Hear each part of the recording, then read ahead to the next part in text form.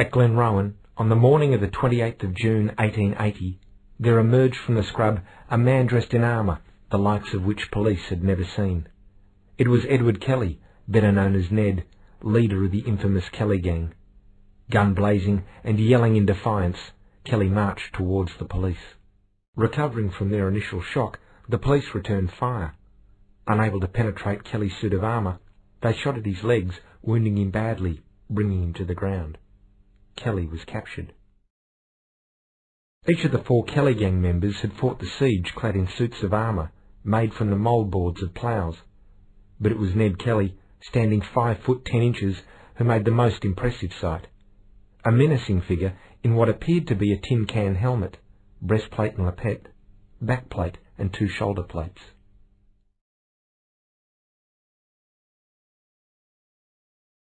The backplate was made from 2 overlapping mouldboards, riveted together down the centre. Slits were cut at the top of the plate on each side near the shoulder to take the raw leather straps. These passed over the shoulders and held the breast and back plates together. The curved edge of the mouldboard has been used to create the lower edge of the right-hand plate. The backplate sits quite high up on the shoulders, aligning the small holes at the sides of the breast and back plates. The plates may have been held together at the side using sturdy leather hinges secured with bolts.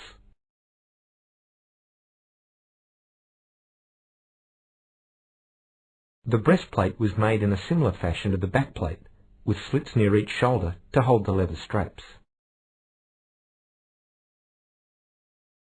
The blacksmith's first attempt at making the slit on the right side resulted in the metal fracturing.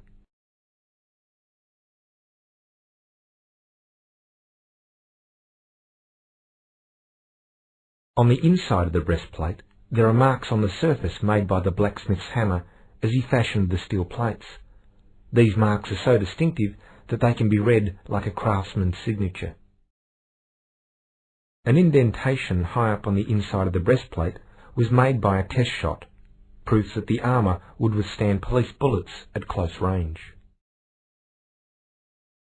Informed that the Kelly gang was making armour from mouldboards, police sought advice from Hugh Lennon, a respected Melbourne plough manufacturer. Lennon said it could not be done, but he was later proven wrong when the stamp of a Lennon No. 2 type plough was found on the inside of the breastplate. At the bottom of the breastplate is a lappet made out of sheet metal, joined by a bolt and a metal loop. It is probable that this piece was not part of the armour worn by Ned Kelly at the siege, but was fitted to the breastplate sometime prior to 1894.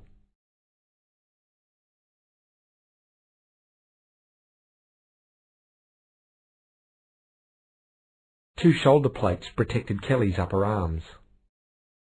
The plate worn on the right arm is a simple half-cylinder.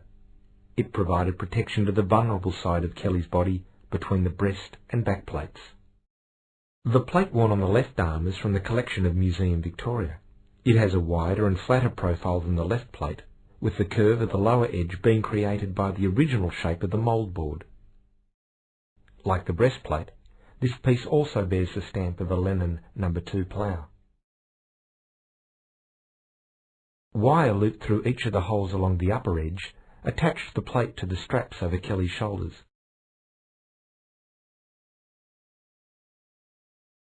Two holes on the lower edge of the faceplate were originally used to fix the mouldboard to the plough.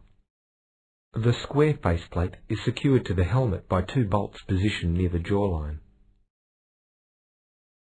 A police bullet from a Martini Henry rifle has made an indentation in the helmet over the forehead. The mouldboard used for the helmet has been cut, wrapped and secured at the forehead with a bolt. Along the upper and lower edges of the helmet, sets of holes have been punched in the metal to secure a protective lining to the inside.